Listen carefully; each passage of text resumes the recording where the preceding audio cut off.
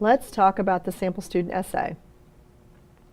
I want you to print out the original sample student essay, and I want you to have it in front of you. In addition, I would like for you to print out the revisions as we go through them.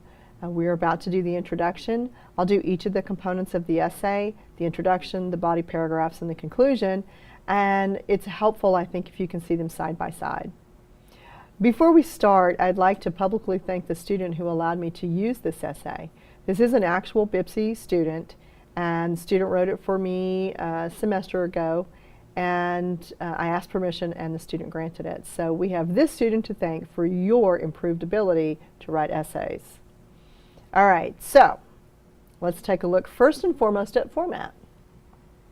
We see that the student has a good MLA heading: name, instructor name, course name, and the date.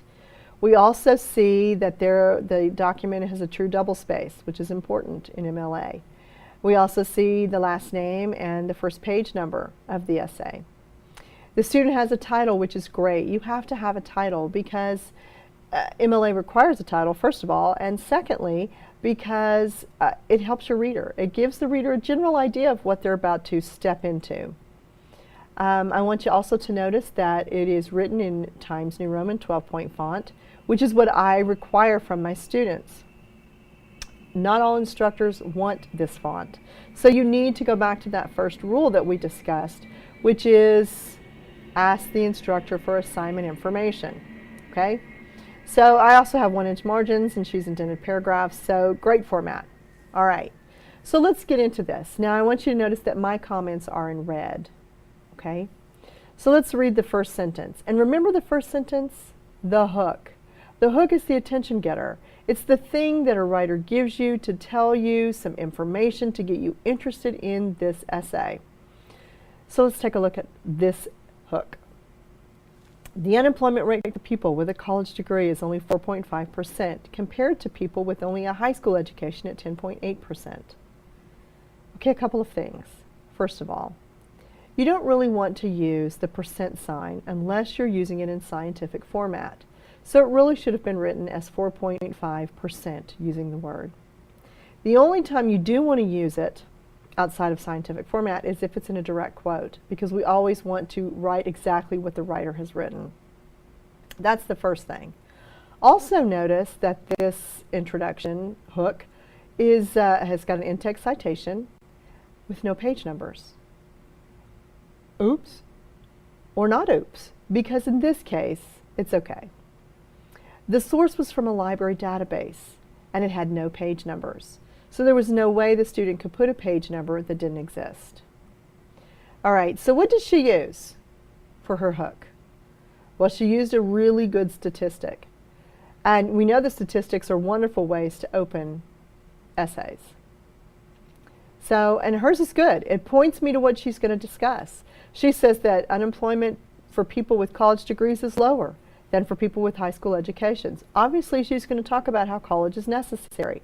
So it's a great, great choice for the introductory hook. Well, after the hook comes the bridge. And the bridge is supposed to be the information that leads you from the hook to the thesis. Now, if you'll notice on your original, this introduction is only 3 sentences long. So we only have 1 sentence as the bridge. Does it do a good enough job to take me from the hook to the thesis? Here's the sentence. Some people do not want to attend college because they do not want to take on the financial burden. Okay, these 2 sentences are really not enough to take the reader into the thesis. They're just not. The student opens with an interesting fact about lower unemployment numbers for those who hold college degrees. And then she states that some people don't like the financial burden of college. Okay, these 2 ideas are related, but are they closely related? Does one naturally progress to the other? I don't think so. We really need something to take us from one idea to the next. Even the use of a transition word would have been better than nothing. Let's go back and listen to these 2 with a transition word inserted. The unemployment rate for people with a college degree is only 4.5%, compared to people with only a high school education at 10.8%. However, Some people do not want to attend college because they do not want to take on the financial burden. Okay, it's better. But then she drops this idea of the financial burden, and then we go immediately into the thesis. So I don't think it's enough. All right, let's look at the thesis. These statistics about people who do not attend college prove that college is necessary because it enables a person to get a degree, offers better job opportunities, and helps people accomplish their goals. Okay, a 3-point thesis. Woohoo! Awesome. So the first thing I'm going to look for is parallel structure. And it's there. She does a good job with it. She uses verbs. Enables, offers, and helps.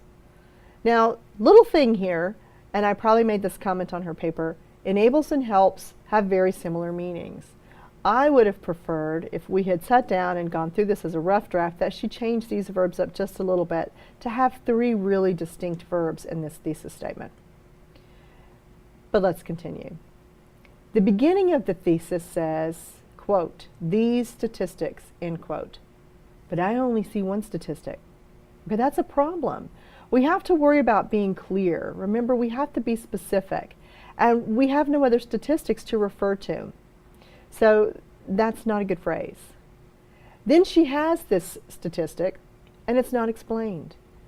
Okay, we have a great statistic, but she sort of drops and runs. She doesn't really give us enough information. Now I want you to listen to this thesis read, and I'm going to split it up a little bit because I want you to listen to the point I'm about to make. These statistics about people who do not attend college prove that college is necessary. Okay, that's the first part. Now I'm going to come back. College is necessary because it enables a person to get a degree, offers better job opportunities, and helps people accomplish their goals.